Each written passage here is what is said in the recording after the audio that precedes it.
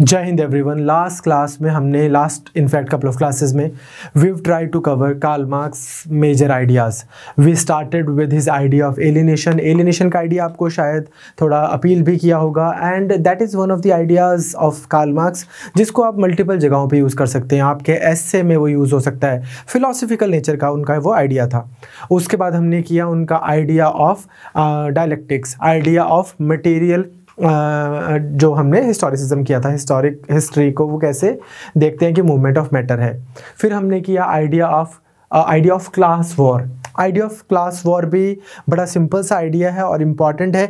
In fact class war का ही एक ऐसा आइडिया है जो जिसने पूरी दुनिया में, जिसको हम बोलते हैं ना कि पूरी दुनिया को दो पार्ट्स में डिवाइड किया, और कार्ल मार्क्स को इतने सारे क्रिटिक्स और इतने सारे फैंस दोनों जो आए कार्ल मार्क्स की फेवर में और उनके अपोजिशन में, उसका रीज़न कहीं ना कहीं his idea of class war, then his idea of surplus value, and then his idea of dictatorship of proletariat, जो हम आज करेंगे वही आइडियाज़ हैं। अदरवाइज़ अगर आप एलिनेशन की बात करें तो एलिनेशन का आइडिया उनका इतना मुझे लगता है कि इट्स मोर यूनिवर्सली अपीलिंग।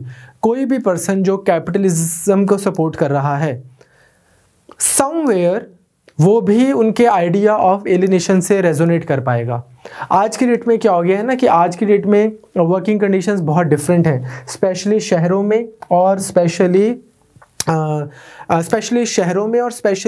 अच्छी कंपनीज़ में क्या हो रहा है, आपको ना एक अच्छी वर्किंग कंडीशंस मिल रही हैं, एक लिमिटेड नंबर ऑफ आपके वर्किंग आवर्स हैं। उसके बाद में क्या हो रहा है, पूरे साल में आपको शायद 20 डेज़ की पेड हॉलीडे भी मिल रही है, आपको अपनी बीवी बच्चों के साथ में मालदीव्स जाके आना आप जा सकते हैं। अगेन ये भी वर्कर्स को नहीं मिल रही हैं, मिडिल लेवल मैनेजमेंट या हायर मैनेजमेंट को मिल रही है। बट नॉनदलेस 2021 में इंडस्ट्री जो है वो बेटर रेगुलेटेड है कंपेयर टू जब मार्क्स साहब लिख रहे थे 1840, 50, 60, 70, उस समय का जो यूरोप वो देख रहे हैं, वहाँ की वर्किंग कंडीशंस को अगर आप देखेंगे तो आजकल के जो हमारी जनरेशन के लोग हैं वो 10 दिन काम करके दिखा दें, ठीक। तो क्लास वॉर का आइडिया इनका बहुत इंपॉर्टेंट रहा है। उसके बाद में हमने किया था इनका थियोरी ऑफ सरप्लस वैल्यू, कि कैसे मार्क्स चाहते हैं कि जो अब आपने एक तो पहले जो बाकी सब वेरिएबल्स जो थे, बाकी जितने भी जो कैपिटल थी उनको उन्होंने दो पार्ट्स में डिवाइड किया था। कांस्टेंट कैपिटल जैसे कि रॉ मटेरियल, मशीनरी, टूल्स वगैरह की, इन सब का प्राइस तो कांस्टेंट है। और वेरिएबल उन्होंने किसको बोला था, variable capital was refer to the wages paid to the worker. और उसमें उन्होंने कैसे दिखाया था कि वेजेस को अगर हम कम करते जाएंगे तो ये कैपिटलिस्ट के फेवर में है, और वेजेस को अगर हम बढ़ाते जाएंगे तो ये वर्कर्स के फेवर में है। तो इन दोनों आइडियाज़ के बीच में तो एसेंशियल एक कॉन्ट्रडिक्शन हो गई, इररिकंसाइलेबल से आइडिया लगते हैं। तो एक अगर बढ़ेगा तो दूसरा कम होगा, जीरो सम गेम से बन जाती है। तो इसमें हमने देखा था कि कैसे surplus value is the unpaid labour of the labourer. ये पैसा उसको मिलना चाहिए था, लेकिन सारा का सारा जो ऊपर के पैसे हैं, वेजेस, इंसान को खरीद लिया एक मशीन की तरह और उसको बोला कि 8 घंटे के तुम्हारे समय के इतने पैसे मिलेंगे।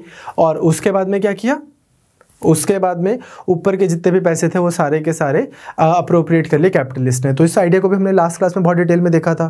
फिर हमने देखा था थियोरी ऑफ रेवोल्यूशन। उसमें उन्होंने बोला था कि कैसे जब एक तरीके के मीन्स ऑफ प्रोडक्शन ने नए तरीके के मीन्स ऑफ प्रोडक्शन में शिफ्ट होना है तो एक रेवोल्यूशन आना ही आना है। फॉर एग्जाम्पल, जब हमारे पास में स्लेव सोसाइटीज़ थी और फिर सिस्टम थोड़ा चेंज हुआ, इकोनॉमिक सिस्टम चेंज हुआ, पॉलिटिकल सिस्टम चेंज हुआ उसके साथ में, मतलब मेन तो इकोनॉमिक सिस्टम है। तो क्या हुआ, हमारे पास एक फ्यूडलिज्म आया। फ्यूडलिज्म जो है वो किसके वूम से निकला, according to Marx the whole idea of having feudal lords and serfs, और इस तरह से इकोनॉमी चले, ये निकला स्लेव सोसाइटी के वूम से। इसी तरह से कैपिटलिज्म किसके वूम से निकला, वो निकला फ्यूडल सिस्टम के वूम से।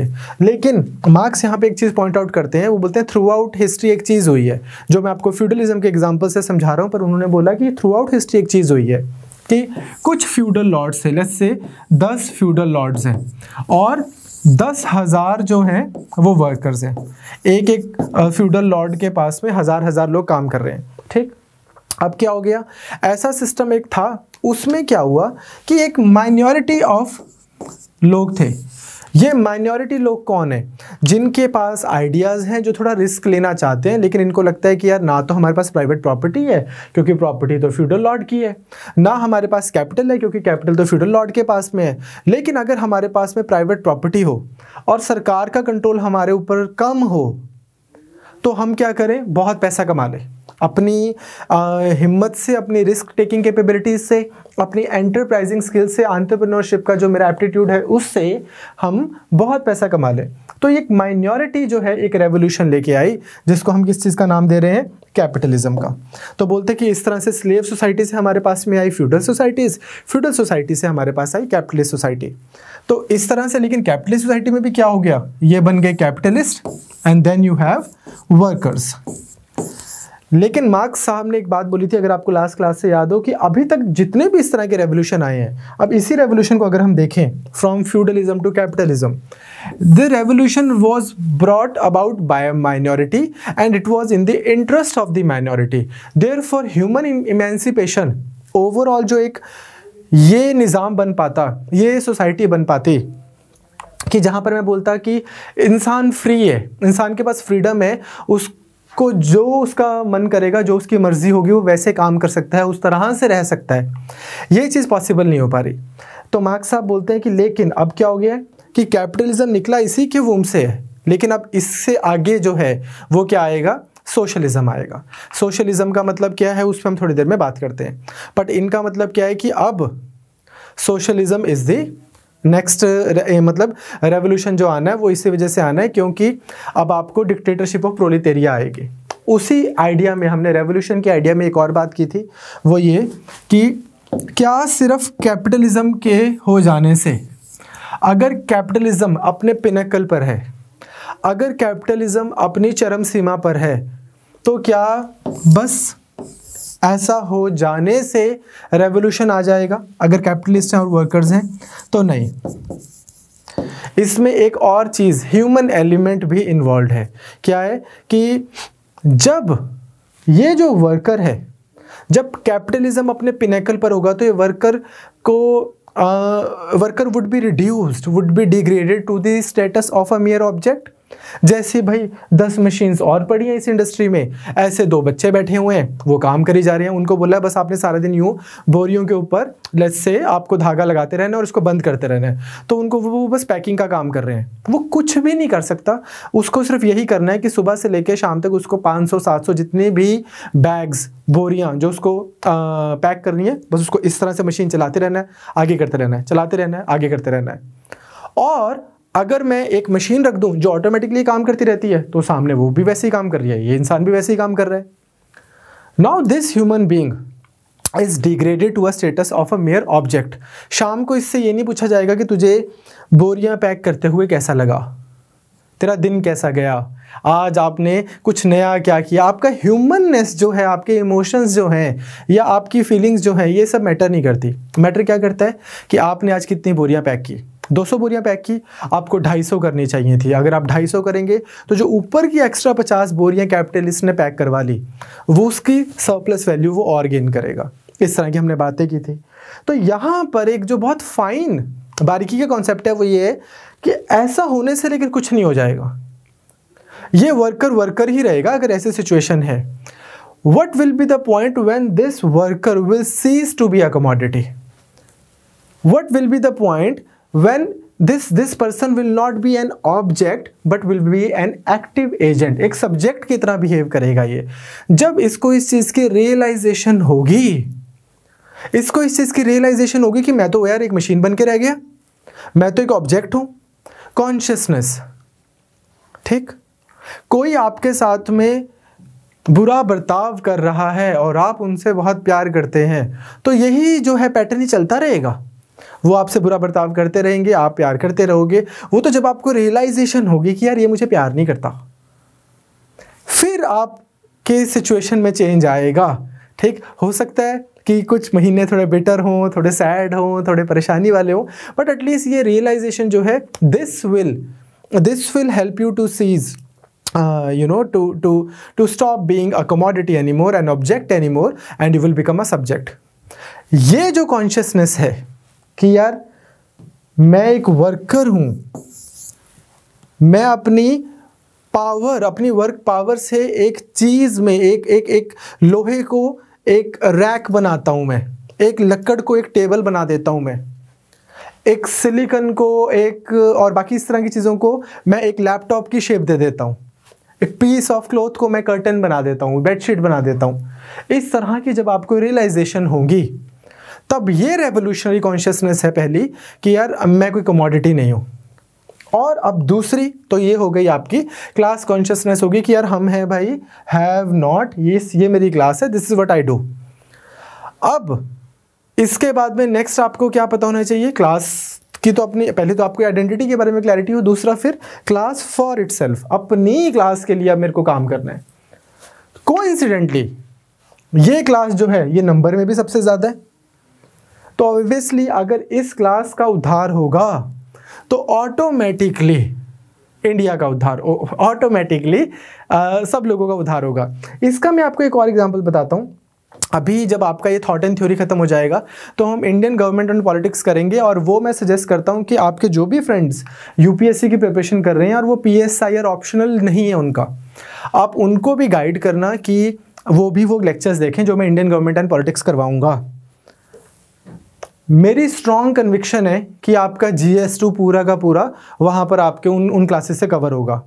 लक्ष्मीकांत जो है ना वो GS2 के लिए लिखी गई है, ना उससे आपका GS2 हो सकता। The kind of questions which come up in the exam, जिस तरह की डेलिब्रेशंस आपको चाहिए, जिस तरह की सोच चाहिए, वो बहुत सुपरफिशियल से लेवल पे कॉन्स्टिट्यूशन को देसीफाई सा करके आपको बता देती है। तो उसको चाहे आप 16 बार पढ़ लें, चाहे 18 बार पढ़ लें, चाहे 25 बार पढ़ लें, प्रीलिम्स के लिए काम की किताब है टू सम एक्सटेंट। इंक्रीजिंगली अब प्रीलिम्स में भी जो क्वेश्चंस हैं वो कॉन्सेप्चुअल आ रहे हैं, बट मेंस तो उसके बेसिस पे मैं तो नहीं रेकमेंड करता। जो मैं आपको IR की क्लासेस दूंगा, जो मैं आपको इंडियन गवर्नमेंट एंड पॉलिटिक्स की क्लासेस दूंगा, उसके बेसिस पे यू विल सी कि आपका GS2 और ऐसे में आपको बहुत फ़ायदा होगा। तो अगर उनको थॉट एंड थ्योरी नहीं भी करना तो वो काफ़ी काम का होगा। तो आई थिंक कि उनको हेल्प करना आपका एक मॉरल रिस्पॉन्सिबिलिटी है। So you should share when I start going through those classes. Now, coming back to this thing, marks साहब ने क्या बोला था, बोला कि इंटरनल डायनामिक्स कैपिटलिज्म के ऐसे हैं कि रेवोल्यूशन अब आना ही आना है। अब यहाँ से हम करते हैं हमारा नेक्स्ट टॉपिक, जहाँ से हमने कल लास्ट क्लास छोड़ी थी, वो है डिक्टेटरशिप ऑफ प्रोलेटेरिया। बड़ा अच्छा कॉन्सेप्ट है, इसकी क्लैरिटी मार्क्स साहब ने भी बहुत ज़्यादा नहीं दी, पर ये एक और बहुत इंपॉर्टेंट कॉन्सेप्ट है। इसको बताने से पहले वो मैंने इंडियन गवर्नमेंट एंड पॉलिटिक्स का पॉइंट क्यों छेड़ा था। बहुत लोग ना BR अम्बेडकर को भी क्रिटिसाइज़ करते हैं, हम चलो बाद में देखेंगे डिटेल में, कि he was like largely tilted towards British, और वो आज़ादी की इस रेवोल्यूशन के भी खिलाफ थे, उस रेवोल्यूशन के भी खिलाफ थे। You have to see that his point of view from his perspective. Let's say एक इंडिया एग्जिस्ट करता है जिसमें मान लीजिए 5% लोग अपर क्लास हैं, 95% लोग जो हैं, again my figures could be untrue today, but let's say कि अब बहुत माइनॉरिटी जो है 15% कर देते हैं, और 85% जो है ये हो गए। अब ये 15% लोग कौन है? सैयद, ब्राह्मण्स, राजपूत, बनिए, ये वो लोग हो गए जो वेल टू डू हैं सोशली, इकोनॉमिकली, पॉलिटिकली। ये 85% लोग कौन है जिनको आज आप बोलते हैं गुजर, जाट, या बहुत सारी कास्ट हो जाती हैं, यादव, ठीक, अहीर, और इसके बाद over and above schedule caste, schedule tribes, ये सब लोग। कास्ट बेस्ड सोसाइटी है आपकी। एक पर्सन को लग रहा है कि यार एक सेकेंड, अगर यहाँ पर ब्रिटिश रूल कर रहे हैं और इंडिया आज़ाद हो गया और सिर्फ ये हुआ कि पावर यहाँ से यहाँ शिफ्ट हो गई, और ये 85% लोग अभी भी गुर्बत की ज़िंदगी निकाल रहे हैं, अभी भी पॉवर्टी की ज़िंदगी निकाल रहे हैं। चलो पॉवर्टी की तो अलग बात है, but even the scope of gaining power one day is not there, let alone कि आज उनके पास पावर नहीं आ रही है, पर scope of gaining power one day, some like one fine day in future is not there.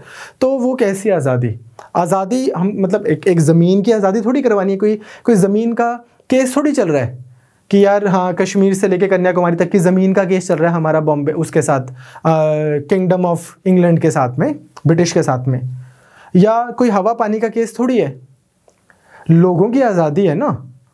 तो जिस निज़ाम में 85% लोग फिर दोबारा गरीब है, चलो गरीब तो अब अगेन मैंने I take my words back, जिस निज़ाम में 85% लोगों के पास फिर दोबारा कोई स्कोप ऑफ अपलिफ्टमेंट ही नहीं है, उसको आप क्या आज़ादी बोलोगे? वो तो ऐसे तो यही लोग इनको नॉमिनेट कर दें 15% को कि चलो यार तुम चला लिया करो और हमें ना आप एक लम्प सम अमाउंट पे कर दिया करो, इंग्लैंड में वायर कर दिया करो ट्रांसफ़र। तो उस सेंस में आप देखें कि बी.आर. अम्बेडकर का जो भी पर्सपेक्टिव है जो नॉर्मली क्रिटिसाइज किए जाते हैं, although we will discuss B R. Ambedkar in greater lengths in the coming classes. Likewise here, Karl Marx को भी यही लगता है कि यार आप बोल देते हो कि फ्रीडम है, लेकिन ये कैपिटलिस्ट है, मेजॉरिटी वर्कर्स हैं, आपने बोल दिया कि लिबर्टी है, पर इसके पास बस एक ही लिबर्टी है कि इस एक्सप्लॉइटर के पास जाना है, कि इस एक्सप्लॉइटर के पास जाना है, कि इसके पास जाना है, टू चूज कि आपको कौन एक्सप्लॉइट करे। अदरवाइज मेजॉरिटी जो है कैपिटलिज्म में वो स्ट्रगल करता है, ऐसा उनका मानना था। तो अब इसका सॉल्यूशन क्या है? मार्क्स साहब ने बहुत क्लियरली और बहुत सिस्टमेटिकली डिक्टेटरशिप ऑफ प्रोलेटेरिया के बारे में नहीं बताया। उन्होंने इसकी नेचर, एग्जैक्ट नेचर क्या होगा इसके बारे में नहीं बताया।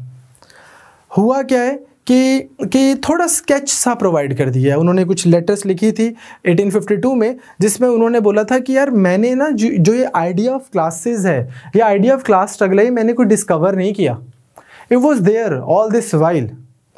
जो भी चीज़ें मैंने डिस्कवर की हैं या जो भी मैंने कुछ न्यू बताया है, वो एक आइडिया को प्रूव करने के लिए बताया है। वो क्या आइडिया है? वो बोलते हैं कि मैं ये आइडिया को प्रूव करना चाहता हूँ कि अब capitalism essentially, inevitably, necessarily will lead to the dictatorship of proletariat. And this dictatorship of proletariat itself only constitutes the transition to the abolition of all the classes, leading to the establishment of a classless society. क्या बात बनी इसकी? और यहीं पे सारी गड़बड़ हो जाती है। चाइना में भी यहीं पे गड़बड़ हो रही है, रशिया में भी यहीं पे गड़बड़ हुई थी। अगर आप बाकी कंट्रीज देखेंगे वहाँ पर भी आप देखेंगे कि यहीं पर गड़बड़ हो जाती है। क्या है? एक कैपिटलिस्ट सोसाइटी है जहाँ पर कुछ बहुत बड़े बड़े बिजनेसमैन हैं या कैपिटलिस्ट हैं और बहुत सारे वर्कर्स हैं। इस तरह की सोसाइटी में ये जो कैपिटलिस्ट हैं, क्योंकि ये इकोनॉमी को कंट्रोल कर रहे हैं, तो यही कंट्रोल कर रहे हैं मीडिया को। आप उठा के देखना, आज इंडिया में तो हम बोलते हैं ना मीडिया जो है, मीडिया की पावर, दिस एंड दैट। आप 40-50 जितने भी चैनल्स आप उठा लेना, और मैं उनको भी इंक्लूड कर रहा हूँ जो बोलते हैं ना कि हमारी तो क्राउड सोर्सिंग से फंडिंग होती है, हमें कोई बिजनेस हाउस नहीं फंड करता। आप उनको भी उठा लो।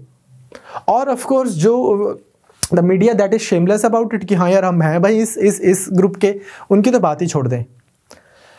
और आप रीजनल मीडिया भी उठा लें कि अगर आपसे मान लो यूपी में हैं, आप हरियाणा में हैं, पंजाब में हैं, तो भी आप देखें कि यार जो आपके लोकल मीडिया चैनल्स हैं, इनकी ओनरशिप किसके पास है। आप देखेंगे मतलब अगेन डिफरेंट स्टेट्स में वेरी करेगा कि कोई आपको बताएगा कि अरे ये पंजाब में जो ये वाला न्यूज़ चैनल चलता है ये उनका है, और वो फेमिलियर नेम होगा, कोई पॉलिटिकल पार्टी होगी या कोई बिजनेसमैन होगा। हरियाणा में ये वाला जो मीडिया चैनल है ये इन ग्रुप का है, वो कोई बिजनेसमैन कम पॉलिटिशियन होंगे।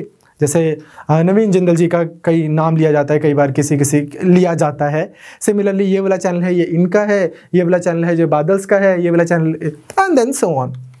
लाइकवाइज इंडिया लेवल पर ये वाला चैनल बाबा रामदेव का है, ऐसा बोलता रहता है आस्था ये या फिर संस्कार, इस तरह के जो चैनल्स आते हैं। एंड देन लाइकवाइज ये वाला चैनल अंबानी जी का है, ये वाला चैनल किसी और का। तो क्या है कि जो कैपिटलिस्ट है उनका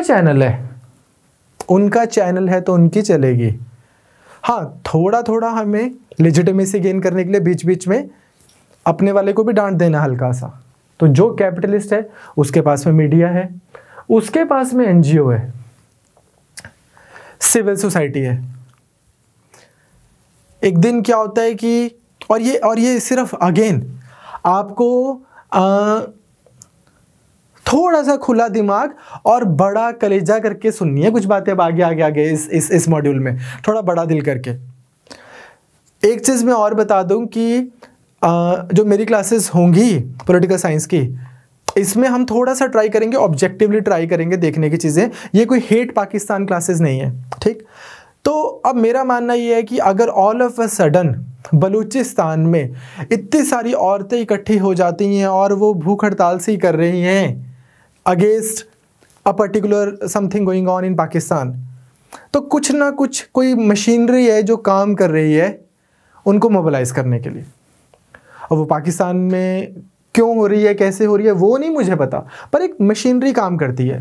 अगर उड़ीसा में केन्स इंडिया के कोई प्रोजेक्ट आता है या फिर न्यामगिरी में कोई प्रोजेक्ट आता है और एकदम से लोग मोबिलाइज होते हैं, कुछ भी जो हो रहा है, जो आप देखते हैं मोबिलाइजेशन ऑफ पीपल, एनजीओ ने कुछ रैलीज निकाली, फिर एक दिन एक बड़े से न्यूज़पेपर में बड़े बड़े आर्टिकल्स भी आते हैं, ऑल दीज थिंग्स, ये सब चीज़ें जो है ना ऑर्गेनिकली बहुत मुश्किल है।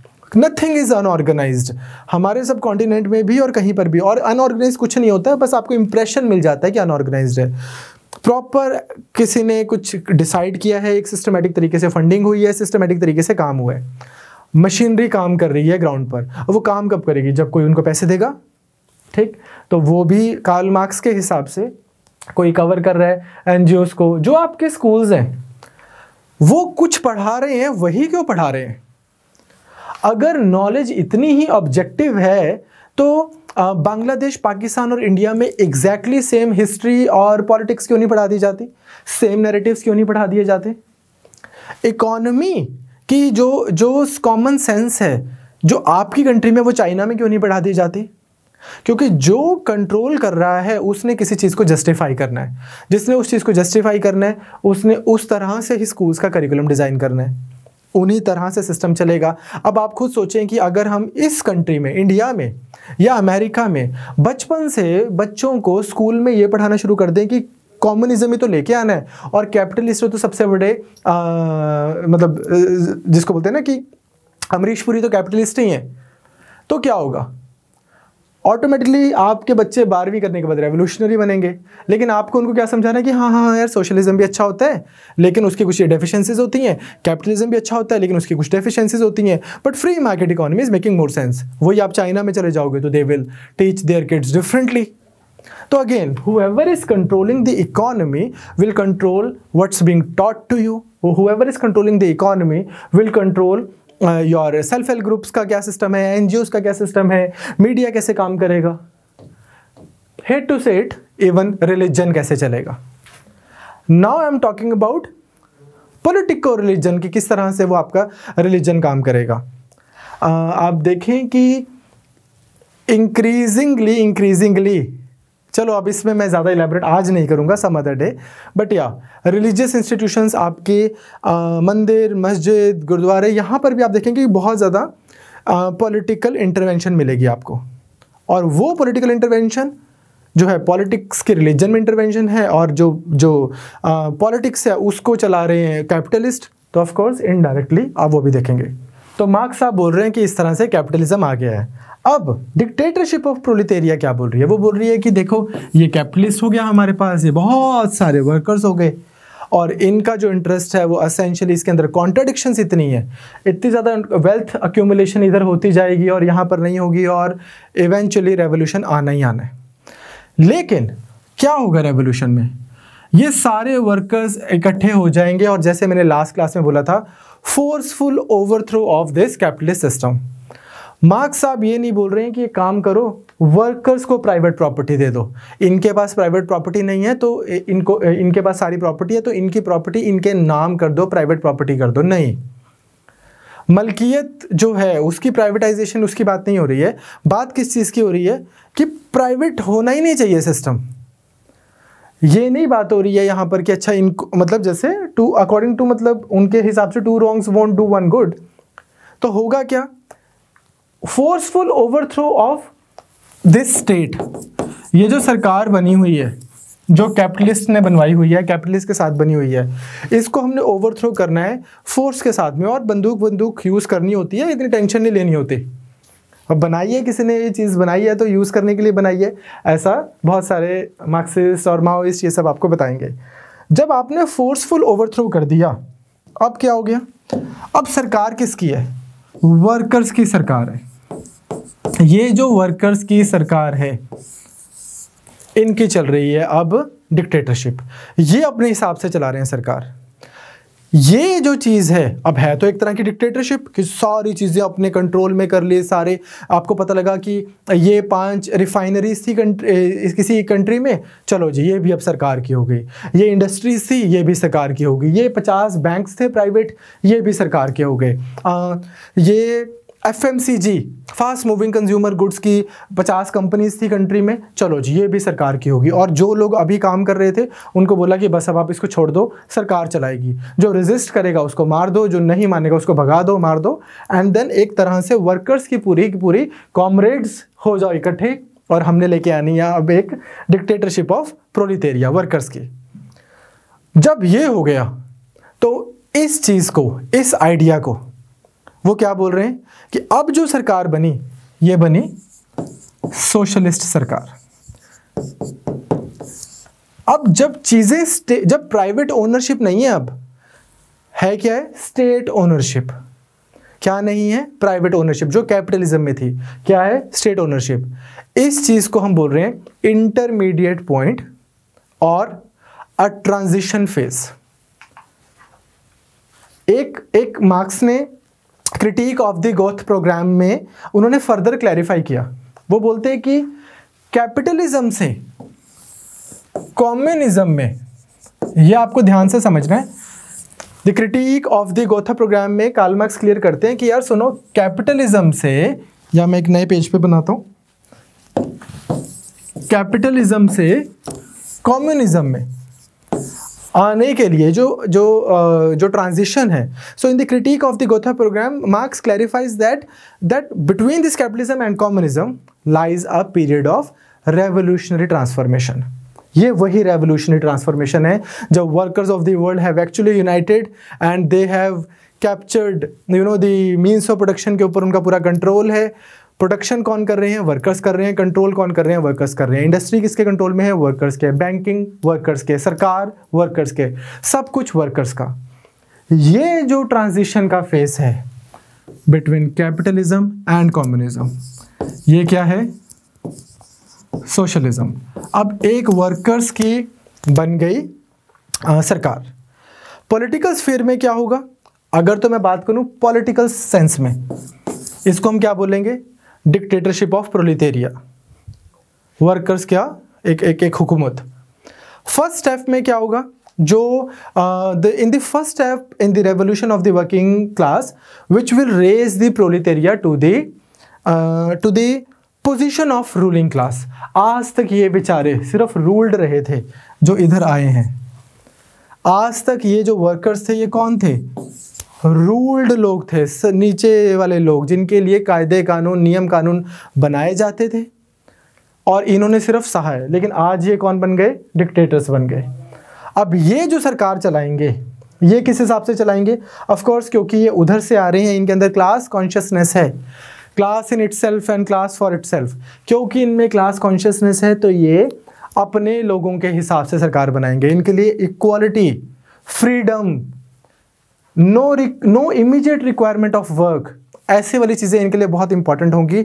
तो ये जो निज़ाम आपका सेट करेंगे, ये जो आपकी सोसाइटी, जो समाज सेट करेंगे, वो ऐसा होगा जहाँ पर हर किसी के पास सफिशेंट होगा।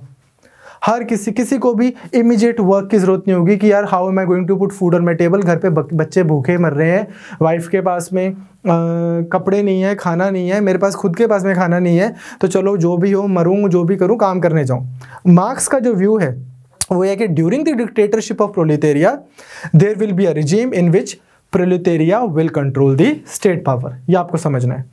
ये जो ट्रांजिशन फेस है, मार्क्स बोलते हैं यार I am sorry to say, but not like he is not saying it, but like if you look at it today, वो बोलेंगे कि यार as much as I hate to say it but this is necessary. क्यों necessary लग रहा है marks को? क्योंकि बोलते हैं कि यार ऐसा थोड़ी है कि 4 लोग बुरे हैं, ऐसा थोड़ी है कि एक कैपिटलिस्ट जो है वो सुबह उठ के सोचता है कि यार मैं काम करता हूँ, मैं प्रॉफिट अपने पास रखता हूँ और सारे लोग भूखे मरेंगे ना, मुझे मज़ा आएगा। It would be so much fun to see people dying. ठीक, death, destruction, murder, it would be so much fun. No, nothing like that.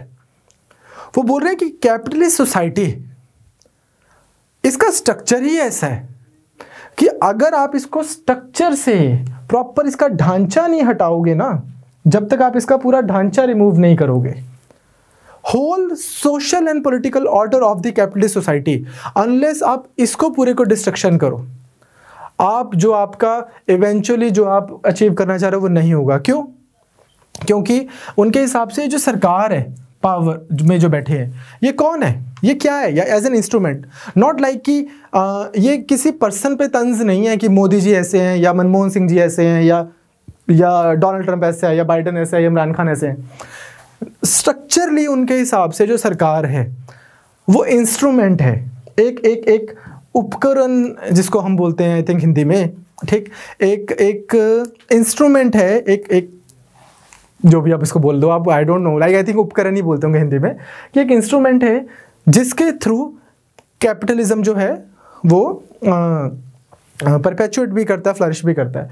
तो अनलेस ये पॉलिटिकल सिस्टम जाएगा, so without like capturing the state power, without using it as an instrument to create the condition for the better or for the ushering of the communist social order, you won't be able to like pull it off।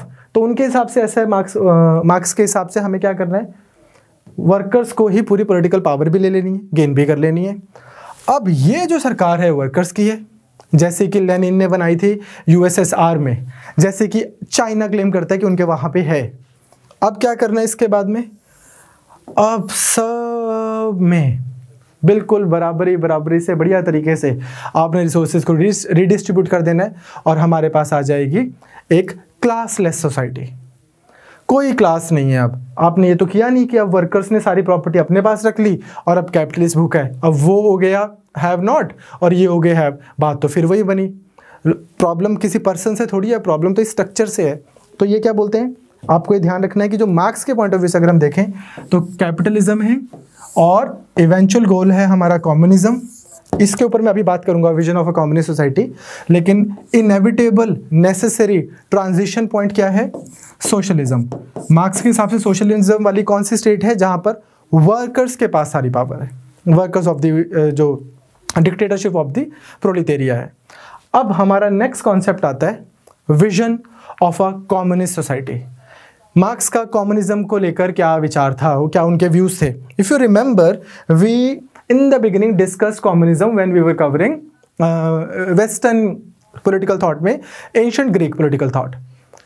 Ancient Greek thought में हमने बात की थी कि कैसे प्लेटो ने ये बोला कि यार सुनो भाई, ये तीन तरह के लोग हैं, एक होते हैं मैन ऑफ गोल्ड, एक होते हैं मैन ऑफ सिल्वर और एक होते हैं मैन ऑफ ब्रॉन्ज। गोल्ड वाले वो लोग हैं जिनमें लॉजिक है, सिल्वर वाले वो लोग हैं जिनको मैं बोल रहा हूँ जिनमें ऑक्सिलरी पावर, लड़ाके हैं, फाइटर हैं। ब्रॉन्ज वाले वो हैं जिनमें एपेटाइट ज़्यादा है, डिज़ायर। इनको आप बना दो प्रोड्यूसिंग क्लास, कि जाओ बेटा बच्चे पैदा करो, मूवीज़ देखो, खाओ पियो, हनी सिंह के कॉन्सर्ट अटेंड करो और प्रोडक्शन करो। ये जो दो क्लासेस हैं ये सुपीरियर हैं, ये रूलिंग क्लास है। अब समाज में दो मेन प्रॉब्लम्स हैं, एक करप्शन और एक नेपोटिज्म। करप्शन पर्सन क्यों करता है, क्योंकि उसको लगता है कि मैं और पैसे कमा लूँ ताकि कल को मेरे बच्चे जो हैं वो अच्छा लाइफ जी सके, मैं खुद अच्छी लाइफ जी सकूं। और नेपोटिज्म क्यों, क्योंकि of course you start living through your kids, through your progeny. तो प्लेटो ने क्या बोला था कि हम एक काम करते हैं, इन दो क्लासेस को बोलते हैं कि यार आप प्राइवेट प्रॉपर्टी नहीं रख सकते। तो अगर कोई प्राइवेट प्रॉपर्टी नहीं रख पाएगा तो वो करप्शन कैसे करेगा, जब उसको पता है कि मेरे पास एवेन्यू ही नहीं है इस पैसे को कहीं रखने का। और आप वाइव्स नहीं रख सकते, सबकी वाइव्स भी ले आओ और उनका भी कम्युनिज्म कर दो। अब जब किसी को फैमिली नहीं उस तरह से अलाउड, कोई पर्सनल दो लोगों की इंटीमेट रिलेशनशिप ही नहीं अलाउड, तो कोई बच्चे नहीं होंगे जिसको बोल सके कि ये मेरा बच्चा है, एंड नेपोटिज्म भी खत्म होगा। दैट वॉज मतलब ब्रीफली सेइंग, अदरवाइज आप प्रीवियस क्लासेस में जाके प्लेटो देख सकते हैं। तो दैट वॉज प्लेटोज आइडिया और his vision of communist society. तो मार्क्स साहब का कम्युनिज्म क्या है, मार्क्स साहब बोलते हैं कि कम्युनिज्म जो है भाई वो फॉर्म ऑफ सोसाइटी है जो प्रोलेटेरिया लेके आएंगे through the revolution. Communist manifesto में मार्क्स और एंगल्स ये आर्ग्यू करते हैं, बोलते हैं कि देखो कम्युनिस्ट जो सिस्टम होगा वहाँ पे एक ऐसी चीज़ होगी जो आज तक नहीं हुई। क्या बोले कि आज तक अगर आप देखोगे स्लेव सोसाइटी में मास्टर्स के इंटरेस्ट में काम किया जाता था, फ्यूडल सोसाइटी में फ्यूडल लॉर्ड के इंटरेस्ट में काम किया जाता था, कैपिटलिस्ट सोसाइटी में कैपिटलिस्ट के इंटरेस्ट में जो है काम किया जाता था। But in a communist society communist will have no interest separate and apart from the interest of the proletariat as a whole. तो सभी जो वर्कर्स हैं सभी के इंटरेस्ट में बनी हुई जो सोसाइटी होगी वो वाली सोसाइटी बनेगी जो कम्युनिस्ट सोसाइटी होगी। इसके कुछ फीचर्स भी हैं जिसमें हम थोड़ी देर में डिस्कस करते हैं। तो इकोनॉमिक एंड फिलोसफिकल मैन्युस्क्रिप्ट में मार्क्स ने क्लियर किया था कि यार देखो सबसे पहली फीचर कि कोई कंट्री जो है या कोई जब या फिर कंट्री बोलना सही नहीं है पर एक सोसाइटी जो है वो कम्युनिस्ट है क्या, तो बोलते हैं कि कम्युनिज्म जो है it will essentially have like positive abolition of private property. अगर वहाँ पर प्राइवेट प्रॉपर्टी है, लोग प्राइवेट प्रॉपर्टी रख सकते हैं, तो वो कम्युनिज्म नहीं है। क्यों? क्योंकि वहीं से तो फिर सारी प्रॉब्लम स्टार्ट हो जाती है। It also एंटेल्स the abolition of classes and abolition of division of labour. Classes नहीं होंगी, एक ऐसा समाज जहाँ पर कोई बड़ा आदमी नहीं है, कोई छोटा नहीं है, कोई अमीर नहीं है, कोई गरीब नहीं है, कोई इम्पॉर्टेंट नहीं है, कोई अनइम्पॉर्टेंट नहीं है। डिवीजन ऑफ लेबर नहीं है कि यार ये वाले वो लोग हैं जो बहुत एसोटेरिक काम करते हैं, बहुत मेंटली इंटेलेक्चुअल काम करते हैं, तो ये बहुत सुपीरियर हो गया, और ये वाला बंदा सुबह 8 बजे से लेकर रात को 8 बजे तक सड़क पे वो बिटुमिन वगैरह डाल रहा है, तो ये तो यार इन्फीरियर इंसान हो गया। वो भी तो लेबर कर रहा है।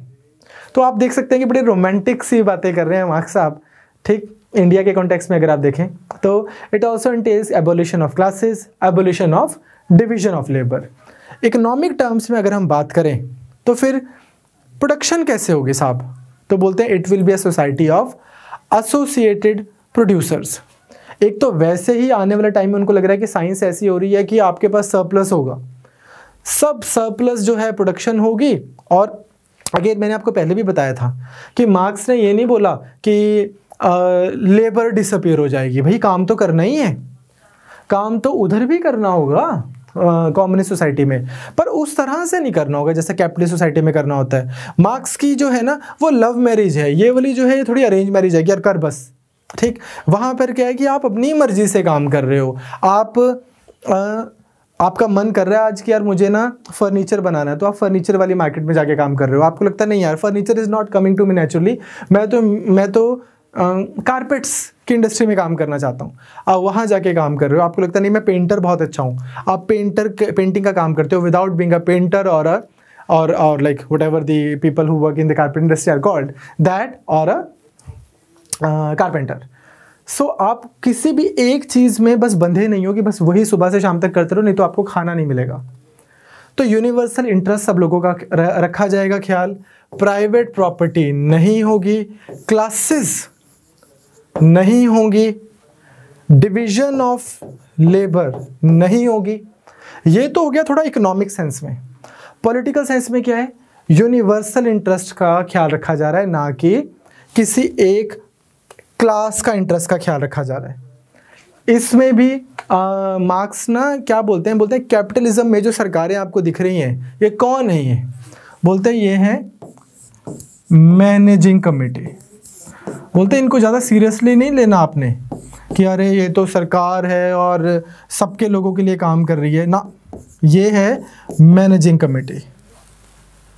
किसको मैनेज करने के लिए, मतलब किसके मैनेजर्स हैं ये, बुर्जुआ के मैनेजर हैं, ये कैपिटलिस्ट के मैनेजर हैं, ठीक। एक लॉन्ग टर्म इंटरेस्ट होता है कैपिटलिस्ट का कि यार लॉ एंड ऑर्डर बना रहे, इसलिए नहीं कि गरीब आदमी के ऊपर कोई क्राइम ना हो जाए या वो सेफ फील करे, इसलिए कि लॉ एंड ऑर्डर बनेगा तो इंडस्ट्री अच्छे से चलेगी। इस तरह के टैक्स के रिजीम बने, इसलिए नहीं कि फिर हम रिडिस्ट्रीब्यूट कर देंगे और गरीबों को भी अमीर कर देंगे, इसलिए कि यार सिस्टम में ना प्रॉब्लम ना आए। ऐसा मार्क्स का मानना है। मैं ये नहीं बोल रहा हूँ कि जो मार्क्स आप बोल रहे हैं वो एब्सोल्यूट ट्रुथ है। एब्सोल्यूट ट्रुथ क्या है ये who even knows, but the point is this कि आपको ये समझना है कि क्या बोल रहे हैं। तो ये क्या बोलते हैं, ये बोलते हैं कि मैनेजिंग कमेटी ऑफ बुर्जुआ है, किस चीज़ को लेजिटिमाइज करती है, एक्सप्लॉयटेशन ऑफ द प्रोलेटेरिया को, इतने सारे लोगों को एक्सप्लॉयट करके कुछ लोग खुश रहें, इस आइडिया को लेजिटिमाइज करने का इंस्ट्रूमेंट है, कमेटी है, जिसको हम सरकार बोल रहे हैं। In the critique of Gotha programme Marx दोबारा बात करते हैं, बोलते हैं कि 2 स्टेजेस में कम्युनिस्ट सोसाइटी आएगी। पहली तो मैंने आपसे डिस्कस की कि सोशलिज्म आएगा, जहाँ पे क्या होगा कि socialisation of means of production हो जाएगी, privatisation of means of production से सरकारीकरण, nationalisation, governmentisation of the means of production होगी। और गवर्नमेंट किसकी है, लेकिन वो कुछ इंडिविजुअल्स की नहीं है, लोगों की सरकार है, वर्कर्स की। तो production will not be in the hands of any one class, capitalist class के हाथ में नहीं है, but in the hands of society as a whole. ठीक है जी, बिल्कुल सही बात है। तो इस पे क्या होगा, ऑफ कोर्स अब प्रोडक्शन तो चलनी ही है, so at this stage wage labour will continue. पर किस तरह से ऑर्गेनाइज हुई है, काम कोई कैसे किस हिसाब से करेगा, तो आपको एक चीज याद रखनी है कि from each according to his capacity and to each according to his work. हर व्यक्ति अपनी कैपेसिटी के हिसाब से काम करेगा, हर व्यक्ति, हर पर्सन अपनी कैपेसिटी के हिसाब से काम करेगा, और हर पर्सन को उसकी एबिलिटी के हिसाब से, उसकी नीड के हिसाब से उसको चीज़ें मुहैया अवेलेबल करवाई जाएंगी। ठीक, it means that everyone will work according to one's ability and will get according to the work done. ये तो पहली स्टेज हो गई, यहाँ पे आपने बहुत सारी प्रोडक्शन कर ली।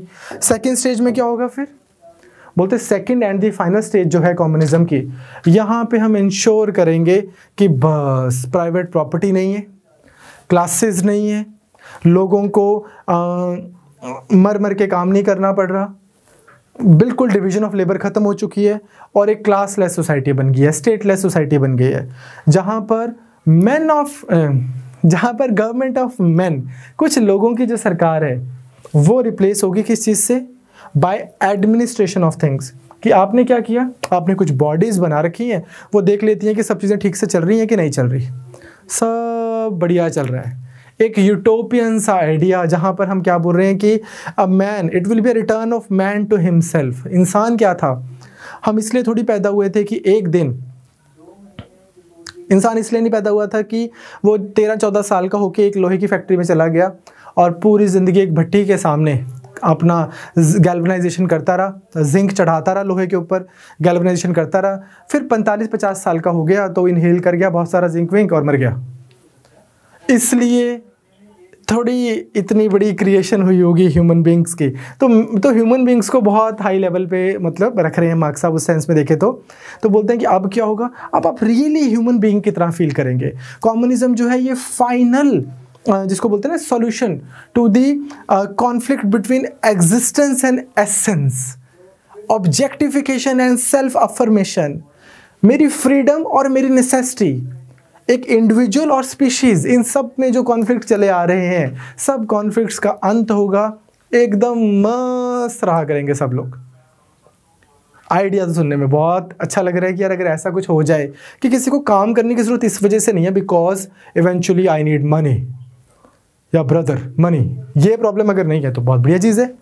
तो मार्क्स जो है वो ये भी बोलते हैं कि यार ये जो सब लोग बोलते आ रहे हैं ना कि history is movement of ideas, Hegel वगैरह बोल रहे थे कि हिस्ट्री जो है वो मूवमेंट ऑफ आइडियाज़ है, और इवेंचुअली जो फाइनल आइडिया निकल के आया जहाँ पर एंड ऑफ हिस्ट्री हो रहा है वो क्या है, स्टेट। कि जब सरकार बना दी, इफ़ यू रिमेंबर हीगल के तो पीछे ही पड़े हुए हैं मार्क्स साहब, ये क्या बोलते हैं कि जब स्टेट बना दी तो एंड ऑफ हिस्ट्री होगी। भाई ये फाइनल मैनिफेस्टेशन है ऑफ गॉड हिमसेल्फ। मार्क्स साहब ने क्या बोला, ना ये नहीं होएगा, communism is the final solution to the riddle of history. क्या होगा कि जब ये सब होता रहा फिर स्टेट बन गई थी, स्टेट की वजह से कैपिटलिज्म आ गया था, एंड देन जो फाइनल सॉल्यूशन निकल के आएगा वो क्या है, कम्युनिज्म। इसको मैं बोलूँगा कि एंड ऑफ हिस्ट्री की, बस अब हिस्ट्री पढ़ना बंद सा कर दो, इन द सेंस कि अब आगे तो बस नई नीड्स लोगों की डेवलप होती रहेंगी कि यार एक इस तरह की भी मशीन बनाए जो ये काम करेगी। फॉर एग्जाम्पल कार्ल मार्क्स के टाइम पे लैपटॉप नहीं था, तो आने वाले समय में लोग बोलेंगे यार एक चीज़ बनाए जिससे लिखना ना पड़े और टाइप ही हो जाए। बोलेंगे हाँ, तो एक बंदा बोलेगा मुझे बहुत सी स्क्रीन बनाने का आइडिया आ रहा है, एक बंदा बोलेगा मुझे बहुत सही ऐसे दिमाग में ये ग्राफिक यूज़र इंटरफेस का आइडिया आ रहा है, कोई बोलेगा मैं बहुत सही मॉसफेट बना दूंगा, कोई CPU बना देगा, और इस तरह से लोग बहुत सही सही तरीके से साथ में आएंगे और बड़े सोशल तरीके से लैपटॉप बन जाएगा।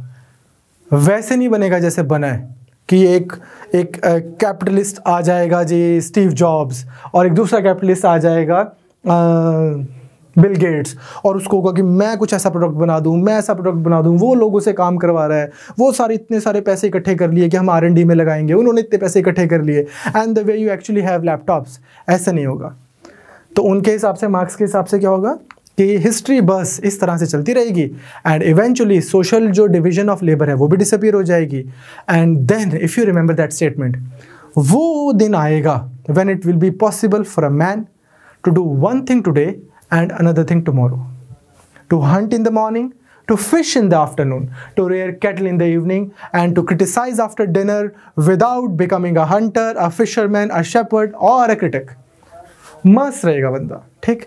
और देयर विल बी, बिकॉज अब बोलते हैं कि अब साइंस तो प्रगति कर ही रही है, साइंस तो आगे चली रही है, so there will be it will be state of plenty, सबके लिए बहुत होगा। So everyone will get according to capacity, वो वाला काम दे दिया करेंगे जो उनकी एबिलिटी होगी, and will get according to needs तो सबकी पूरी होंगी, जो नई नीड्स होंगी उनकी हम उनको सेटिएट कर देंगे। एक और चीज़ कम्युनिज्म से अब हो जाएगी, वो क्या हो जाएगी, alienation will come to an end. क्यों? क्योंकि जो ये लेबर है, लेबर जिस तरह से कराई जाती है वो idea will come to an end ना। अब तो labour will continue because it's a vital need, but it will continue, but it won't be in the realm of a necessity. Labour बंदा क्यों करेगा? बिकॉज उसको अपने आप को एक्सप्रेस करना है, ना कि इस वजह से जैसे कुछ लोग कुछ बना के एक्सप्रेस करते हैं, कोई पेंट करता है। अब M.F. हुसैन जो थे या पिकासो जो हैं थे, या कोई भी पेंटर फॉर दैट मैटर, वो इसलिए थोड़ी पेंट करता है कि यार सुबह 8 बजे से लेकर 8 बजे तक अगर पेंटिंग नहीं की तो आज मेरे दिन की चार्जेस कट जाएंगे। वो अपने आप को एक्सप्रेस कर रहा है। सचिन तेंदुलकर, विराट कोहली क्रिकेट इसलिए नहीं खेल रहे ना कि यार फिर पैसे नहीं मिलेंगे, वो अपने आप को एक्सप्रेस कर रहे हैं। वैसे लोग लेबर करेंगे, ना कि इस वजह से कि यार काम पे भी जाना है भाई, नौकरी पेशा लोग हैं हम, ये नहीं होगा। तो realm of freedom will begin only in the leisure time. लोगों के पास समय होगा, टाइम होगा, एकदम मस्त बात कर रहे हैं, ठीक। तो नो वंडर हमारे जैसा देश, वहाँ पर तो ये चीज़ें बहुत ऐसे अच्छी लगनी ही थी। तो इस तरह से मार्क्स का this is his vision of a communist society. मैं अभी नया थिंकर स्टार्ट करना चाहता हूँ जिनका नाम है एंटोनियो ग्राम्सी, पर मुझे ऐसा लगता है कि इट वुड बी बेटर अगर आप एक दिन थोड़ा सोचें पिछले 2-3 लेक्चर जो आपने देखे हैं मार्क्स के, कि आपको उनके आइडियाज़ कैसे लगे, कैसे उनके आइडियाज़ नहीं लगे, और आप उसके बारे में बात करें बजाय इसके कि सर PDF पेड को मिलेगी, फ्री को मिलेगी, PDF मिलेगी। आप एक बार किसी टेलीग्राम ग्रुप पे चले जाएं, आप एक बार कहीं किसी भी इंस्टीट्यूट पे चले जाएं, बच्चे इतनी PDFs, इतने नोट्स, इतने डॉक्यूमेंट्स अवेलेबल हैं, उनको पढ़ के अगर PDFs के थ्रू किसी ने IAS बनना होता तो दिल्ली में आप चले जाओ, सड़कों पे राजेंद्र नगर में, मुखर्जी नगर में सड़कों पे नोट्स गिरे पड़े हैं। रिक्शा वाला भी नोट्स बेच रहा है, पान वाला भी नोट्स, उस तरफ पान वगैरह का कल्चर होता है जैसे हमारे यहाँ पंजाब में नहीं है, पर मैंने देखा है कि वहाँ पे पान वगैरह वाला भी नोट्स भी बेच रहा है, साथ में सब लोग नोट्स बेच रहे हैं, ठीक। तो एक इंस्टीट्यूट में वहाँ पे इतने बच्चे आते हैं जितनी पूरी सिलेक्शंस नहीं होनी। तो सिर्फ नोट से बात नहीं बनेगी, आप थोड़ा समझें अच्छे से, और कोई भी एक अच्छी बुक आप खरीद लें, उसको पढ़ें अच्छे से। तो I see you in the next class, and हम करेंगे एक इतने ज़बरदस्त थिंकर को, एंटोनियो ग्राम्सी, जिनके बारे में ये बोला जाता था कि इसके ऊपर हम कुछ इस तरह की फोर्सेस लगाएं कि ये सोचे ना, सोचने पे पाबंदी लगानी है इस बंदे की, कैसा सोचता है, ठीक। तो I see you in the next class, take care.